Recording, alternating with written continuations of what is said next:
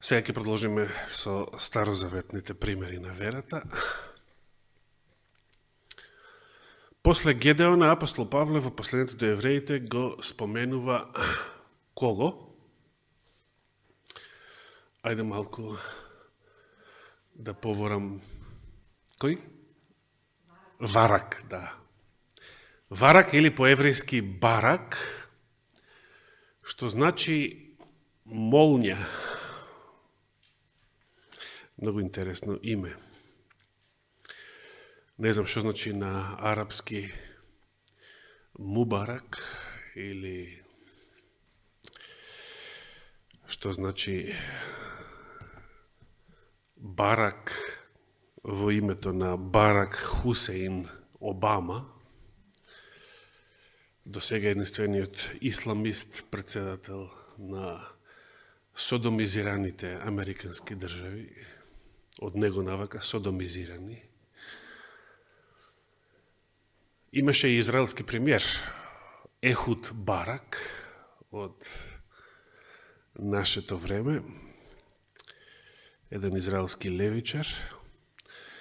Сите тие имења најверојатно потекнуваат од овој библиски Барак. Кој бил тој и каде читаме за него? Почнувајќи со Гедеон, апостол Павле не споменува во посланието до евреите конкретни подвизи на верата, како што тоа го направи со претходните примери. Туку само споменува имиња, значи Гедеон, Варак, Самсон и така натаму. А потоа дури не споменува ниту имиња и примерите на верата ги завршува само со споменување на подвизи без имиња, кој тоа го направил или на која личност тоа се однесува. Ке отвориме во книгата на Судиите, каде што ќе почнеме да читаме за Девора и Варак во 4 глава. Значи, почнувајќи од 6 и 7 проучувавме за Гедеон, меѓутоа бидејќи Гедеон беше споменат прв во Евреите 11 глава, но во книгата на Судиите Девора и Варак предходат на Гедеона и ќе почнеме во 4 глава. Еве ќе почнеме од првиот стих за почеток. Кога умре Аод, израелевите синови пак почнеа да прават зло пред Господа. Повторно заради ова заборавност или заборавеност, кон која тежне грешната човечка природа. Грешната човечка природа тежне само по себе, значи без благодат, без Божја сила, која што се стекнува само со Христовата вера. Човечката природа само по себе тежне да се расипува. Затоа никакви илјадници години, како што филозофираат сите левичари и комунисти, никакво време нема да произведе повисока свест кај некои идни генерации, повисок морал и слични глупости на така наречената марксистичка филозофија. Човечката природа само по себе, без Божјата благодат, која што се стекнува со Христовата вера, тежно е само да се расипува.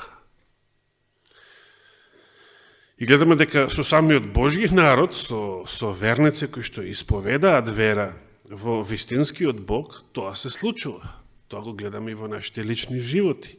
Сами по себе тежнееме кон гробот, кон распадливост, кон грев, кон беззаконие.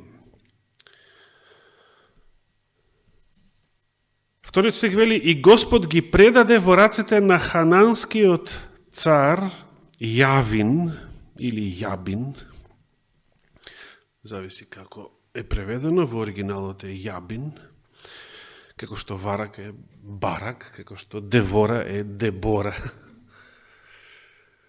како што Ревека е Ребека и така натаму. кој царуваше во Асор, и на неговиот војсководач Сисера, кој живееше во Харошет Гоим. Значи, Господ ги предаде израелците на кого? Во раците на еден ханански цар. Третиот стих. И повика Израеловите синови кон Господ, зашто Јавин имаше 900 железни коли и ги потискаше Израеловите синови или ги угнетуваше. Како вели? Таму вели 600. Тука пишува 900. Да, интересна разлика. Да? Благодарам.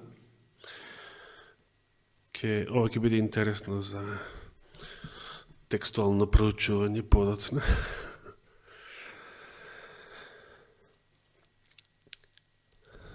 Како и да е, и таму се 900. Добро, сега Борче моментално излезе, ќе го провериме еврејскиот оригинал подоцна. Како и да е, за тоа време, ова е како да ви речат, ако се префрлиме на денешно време, значи, некој надмокен непријател. Да речеме, хананскиот цар Јавин, тој имаше толку и толку нуклеарни боеви глави, толку и толку орешници, толку и толку сармати, како се викаат, кинжали, да, и така натаму, за денешно време. И сега, значи, тоа звучи голема сила.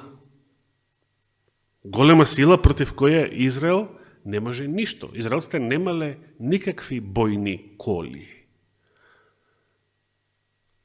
Читаме, египјаните имале, значи нивните непријатели, овие пагански непријатели, и подоцна во подоцнежната историја на Израел. Тоа било голема работа. Тука се вели дека биле железни тие коли. И ги угнетуваше синовите Израелови 20 години. Колку е 20 години? Многу или малку? Од 2005 до сега. Од 2005 до сега. Како ви изгледа? Многу или малку поминало? Од Лука не беше ни роден се уште, така? 2006 си, така?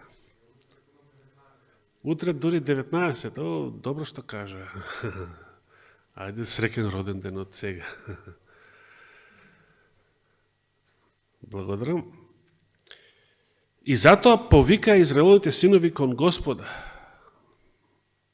Затоа што нема друго чаре против надмокен непријател. Четвртиот стих ни кажува еден многу интересен податок. Во тоа време судија во Израел беше кој? Овде се вели пророчицата Девора.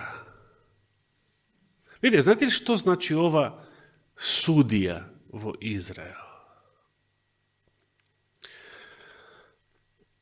Знаете, денес либералите во денешниот отпаднат протестантизм, мислам, протестантизмот е одамна отпаднат, либералите во денешниот адвентизам, велат, знаете што во Стариот Завет, во библиски времења немало жена свештеник, бидејќи такви биле времињата, кај што жените биле втора класа, граѓани и така натаму. Не е точно! Во најдревниот Израел, Господ не само што и жени повикувал во најугледната служба, во неговото дело, службата на пророк, како Елена Вајд пред 100 години, туку била судија, значи политичкиот водач на Божиот народ. Но никогаш Господ не поставил жена за свештеник. И тука, значи, не е работата, такви били времењата, такво било општеството, сега сме демек по-инакви, по-модерни и слични либерални глупости.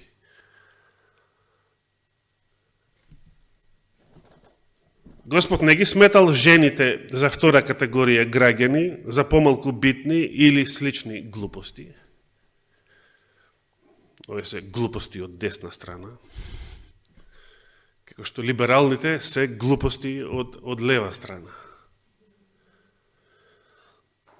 Дури и во стариот Израел, жената можела да биде и пророк. Тоа е најугледната позиција, најугледната служба во Божиот народ, а можела да биде и политички водач. Само не свештеник.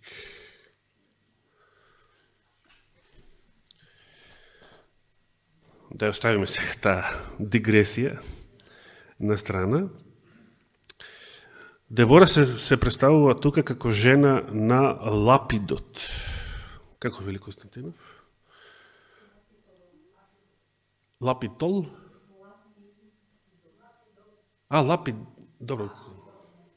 Софа, добро, значи исто. Таа обично седеше под деворината палма, затоа таа палма така ја нарекле, по неја. Значи, каде служала Девора? Видите колку работите биле едноставни во Господовата теократија. Значи, таму немало палата, немало фотелја, престол, да не збориме, бејќи немало монархии, до Саула нема монархии. Дори на едно место читаме, мислам беше 8 глава, 8 стих, во тоа време немаше цар во Израел и секој израелец правеше што му е волја, што сакаше. Значи, израелците живееле во една многу голема слобода, споредена со другите народи, бидејќи кај другите народи се постоела тиранија. Кај сите други народи, дури кај грците, постоела тиранија. Изборовите демократија и тиранија потекнуваат од кај нив. Значи, апсолутна власт на некој монарх, кој што, како и султанот, прави тој што сака, а сите други му се робови. На било која позиција да се наоѓаат. Девора пророкувала и судела под една палма. Што било тоа? Каков впечаток требало да стекнат израелците? И било кој, и ние денес што го читаме, овој извештај. Дека овие луѓе биле Божги слуги. Господ е цар, Господ владее. Не е битна човечката големина. Јас сум министер, ја мора да возам ваков автомобил, ја мора да живеам во ваква палата, јас мора да имам слуги, јас мора да имам ваков намештај внатре, јас мора ова, она и така натаму. Не си ти битен, битен е Господ.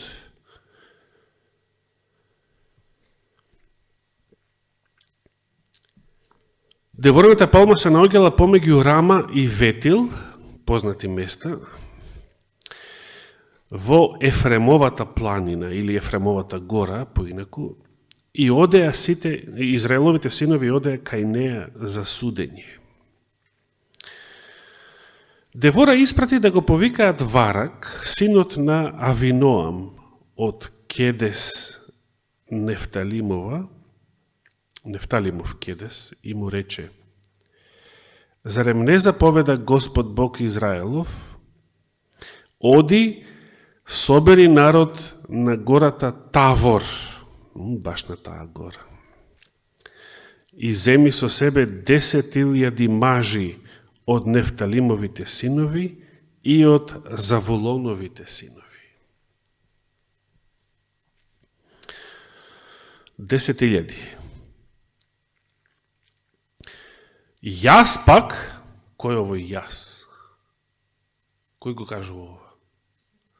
Девора испраќа порака до Варак, Кој е Варак?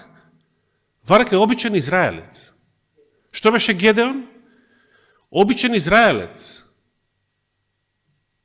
Значи, филјан човек во Израел. Тој не бил пред тоа ниту Гедеон, ниту Варак, не биле на некоја функција. Обични граѓани, како да ги наречеме. Граѓани селани, како сакате. Обичен израелец. Обичен лаик. Девора му испраќа порака, но пораката не е нејзина, туку е од Божјо име, значи Господ зборува.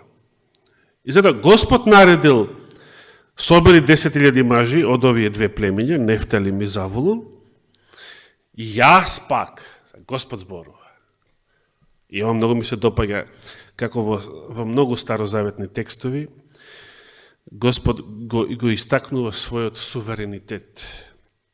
Например, кога вели, јас пак ќе го доведам кај тебе, кај потокот Кишон, јавиновиот војсководец Сисера, и колите негови, и многу илјадната војска негова, и ќе ти ги предадам во твои раце. Видите, сето ова е кажано однапред во идно време. И Господ во идно време му го открива исходот на ова идна битка. Колку пати досега сме слушале за вакво нешто. Господ однапред прогласува победа. Што треба да прави во случајов Варак и сите други херои на верата што претходно ги проучувавме? Што би направиле ние? Што би направиле ние?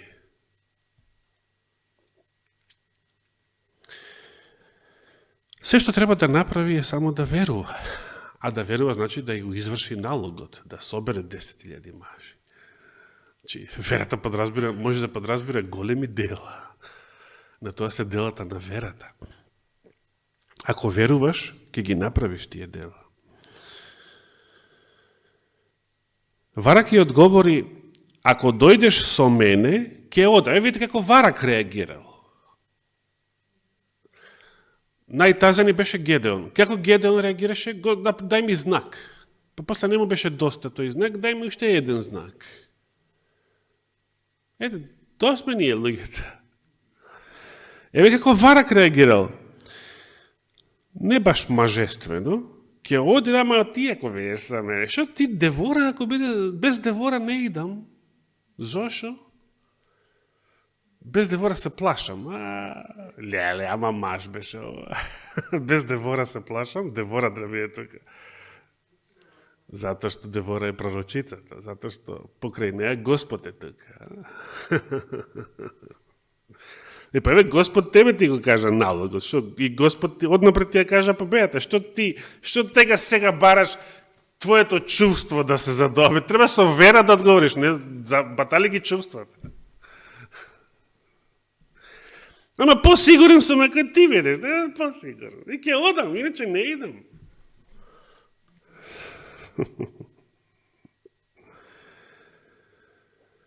Видите, покрај вакви изрази на маловерие, што ги гледаме кај еден куп старозаветни Божји праведници, верници, патриарси, Господ сепак правел чуда. Пак правел чуда. Но, дали ние треба да се задоволиме со ваков стандард? Тие немале тогаш Библија, ниту повеќето луѓе биле писмени да читаат. Дали ние денес, имајќи ги сите овие примери, напишани за наша поука, треба да си дозволуваме вакви маловерија во нашиот живот? Таа му одговори и рече, добро, ќе дојдем со тебе, само нема да биде славата твоја по патот, по кој ќе одиш, зашто во женска рака ќе го предаде Господ Сисера. Значи, пошто се упрпа и се укоркачи, нема ти да бидеш оној што ќе ја пожне славата за победата. Господ ти вети, ќе ти ги дадам, ќе ги предадам Сисера, колите негови и многу илјадната војска негова, ќе ти ги предадам каде? Во твои раце. Така беше Божјето ветување. Така. Варак покажува маловерие, страв, кукавичлук и се чувствува сигурен не од Божјото Слово. Божјо Слово не му е доволно за да се чувствува сигурен, туку бара Девора да биде со него. И па чим бараш жената да биде со тебе, за да се чувствуваш сигурен, тогаш Господ нема да ги предаде во твои раце, како што претходно гласеше ветувањето, туку ќе ги предаде во женска рака.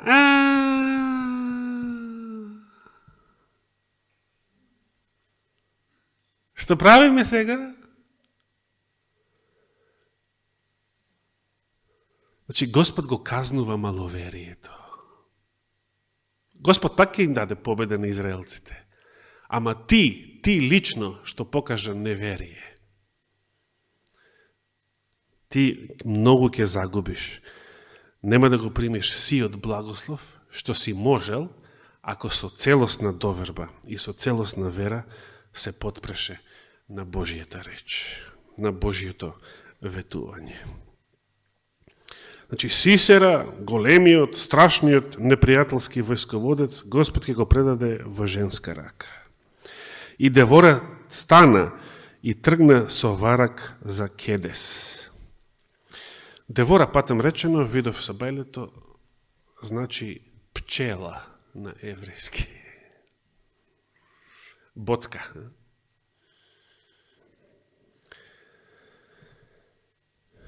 И кај нас пчелата е именка од женски род, а пчелата боцка. Да. Так. Молнијата Варак се покажа, не молња, петарда се покажа.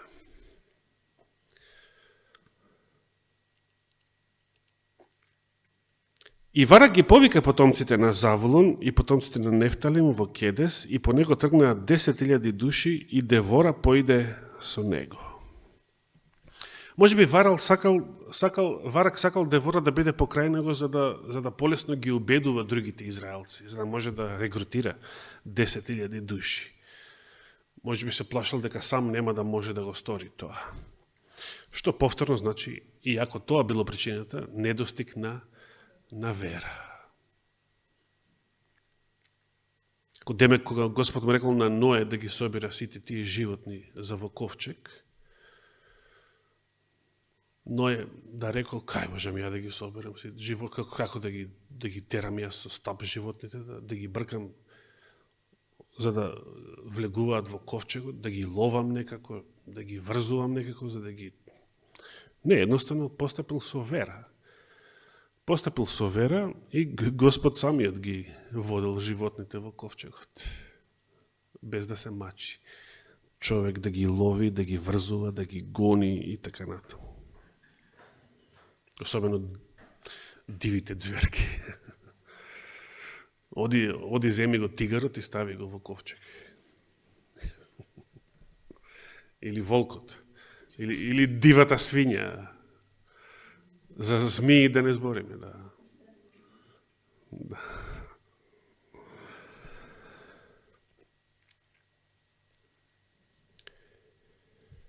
Тогаш кениецот, велите, кенеецот би требало. Не од Кенија во прашање, не. Хевер се оддели од кенијците, или овде, односно потомците на Ховав, шурата на Мојсей. Добро, шурата на Мојсей не е од Кенија, сигурно. и го постави шаторот свој кај Дабот, близу до Кедес. И му јавија на Сисера дека Авиноамовиот син Варак излегол на гората Тавор. Гората што се вели дека таа била гората на Христовото преобразување, многу векови подоцна, иако баш тој податок не е запишен никаде во Евангелијата. Сисера ги собра сите коли, 900 пак вели овде, железни коли. Во 13 стих Константинов колку ги брои? Таму ги брои 900, значи таму сгрешил. Добро. И сиот народ што беше со него и од Харошет Гоим замина кај потокот Кишон или Кисон. Тоа ве подсетува на нешто? Потокот Кисон. Јаков, да. И Девора му рече на Варак: стани, бидејќи денес е денот во кој Господ ќе го предаде Сисера во рацете твои. Сега вели во рацете твои. Сам Господ ќе тргне пред тебе.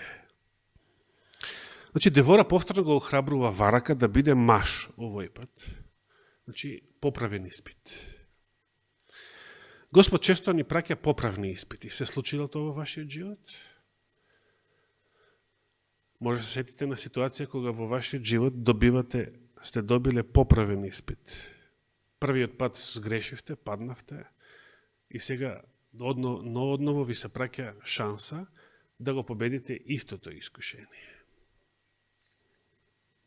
Тоа е голема Божја благодат, ако воопшто ни дозволува поправен испит. И тоа по неколку такви ситуации. Ако претходно не сме победувале во нив. И Варак слезе од гората Тавор и по него 10.000 мажи.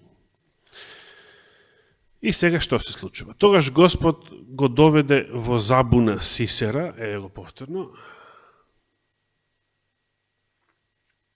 Сега ми текнува еден случај што наводно се случил во првите години на Советскиот сојуз, значи некаде пред 100 години, 100 години во минатиот век, каде што некој болшевички началник влегува во едно село, наредува да се соберат сите христијани, сите верници, наредува да се урне, да се запали црквата и, меѓу другото, тој бил познат по тоа што, и заради тоа се раскажува тој случај, што многу дрско и безобразно се фалел и велел: ако постои Господ, ако постои тој Господ во кој што верувате, сега, овој миг, нека ме спржи со молња, нека ме убие.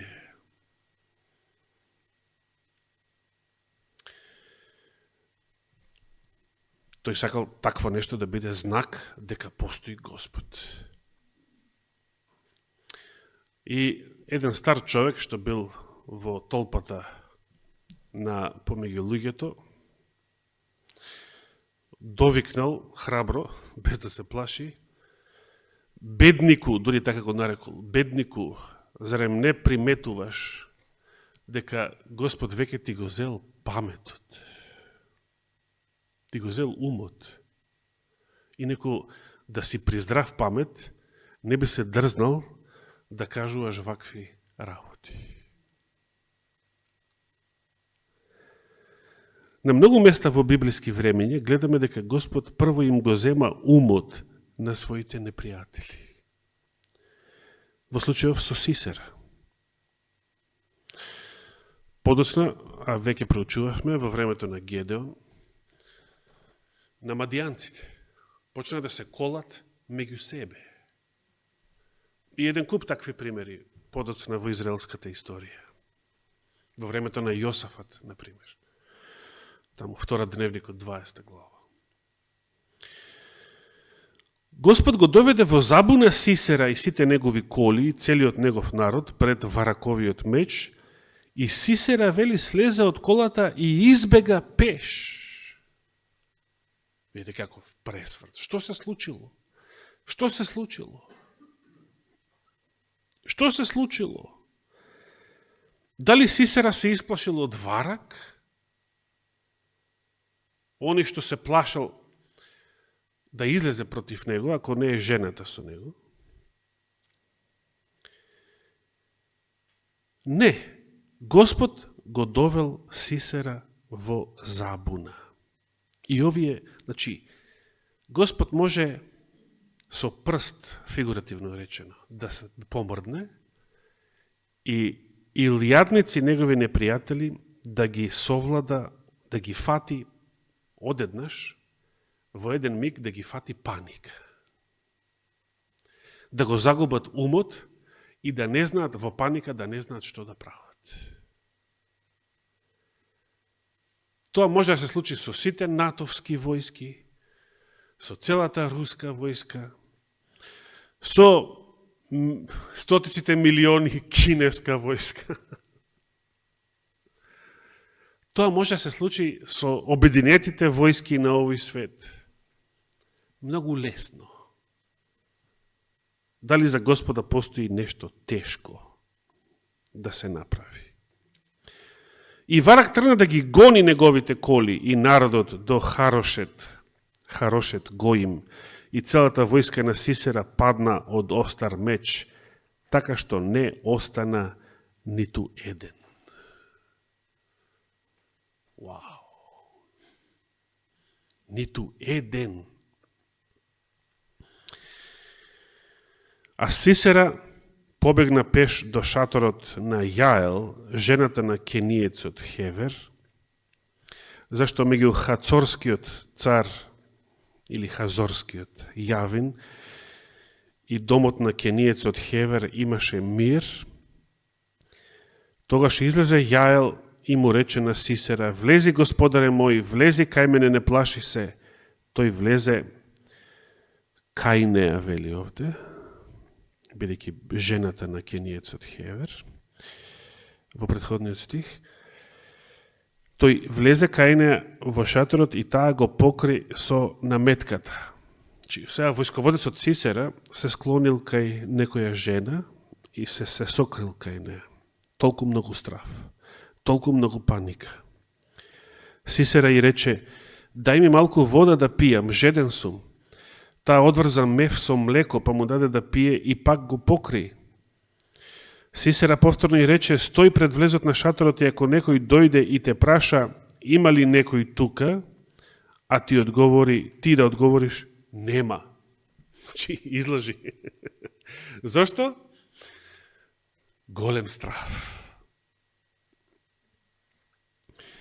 Јаел пак, Хеверовата жена, зеде еден колец од шаторот, зеде и чекан во раката своја и отиде тивко кај него, та му го заби колецот во слепоочниците негови, така што тој допре до земјата, а тој уморен спиеше, значи во неговиот сон, така му го заби колецот и тој умре. Значи и Сисера умре и затоа не остана ни еден. Ова мене ми личи, ти мене ќе ме тераш да лажам за тебе. Сега ќе виш што ќе ти се случи. Сите овие детали писмото ги запишува за да се види колку била голема паниката и стравот од кој што ненадејно беа совладани Божите непријатели. Колку навистина луѓето, сите луѓе во овој свет, пред Господа се, како ги опише Исаија, како скакулци. Скакулецот, сте имале работа со скакулец? Го сметите за нешто опасно? Се плашите од скакулец? Не.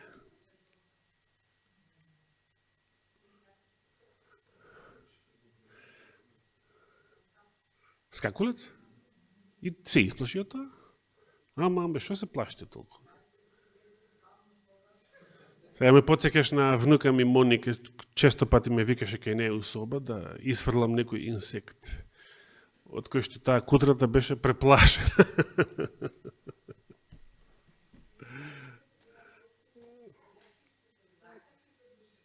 Да? Не можеш да го истераш?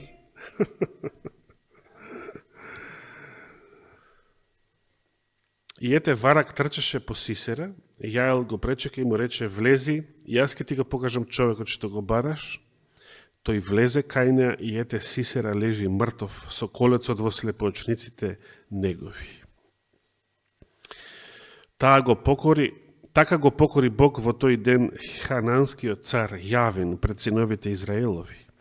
Раката на синовите Израелови се засилуваше се повеќе и повеќе над хананскиот цар Јавин, додека тие најпосле него уништија. Значи, ова било само првата битка, а подоцна сукцесивно имало и наредни, каде што израелците стануваа се по-силни и по-храбри заради претходната победа, додека целосно него уништија нивниот окупатор, хананскиот цар Јавин. И заради тоа, Девора испеала цела една благодарствена песна,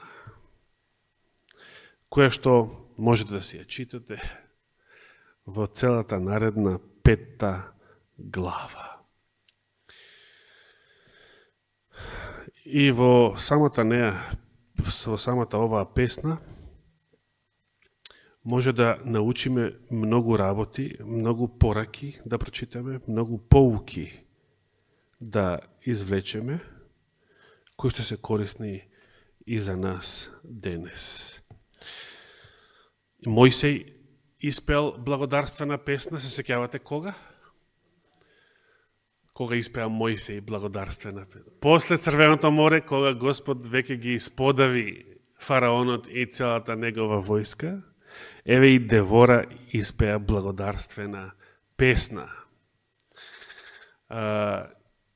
И сестрата на Мојсей, Миријам, испеала благодарствена песна.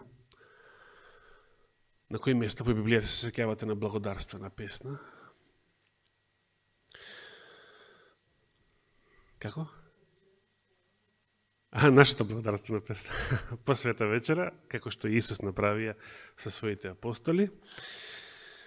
И во Откровението се споменува песната Мојсеева и песната на јагнето, кои што ќе ја пеат само 144.000, они е помалку од 1% од сегашното вкупно членство на големата заедница. Да бидеш спасена, да даде Господ. Ти и твоите најблиски, и твоите сакани. Амин. Навистина, нека му е фала и слава на Господа. Амин. Толку за денес. Ако даде Господ живот и здравие, продолжуваме во иднина. Се поучуваме од дамнешни примери, но исти актуелни проблеми. Актуелен проблем. Да се биде коркач, да се исплашам, да ме фати паника, да барам сигурност во човек, дури и во жена, затоа што не ми е доволно Словото Господово. Тоа се многу актуелни денешни проблеми во 2025 година. Од дамнешни примери црпиме лекции и поуки за денешни актуелни проблеми. Нека му е фала и слава вечно. Амин.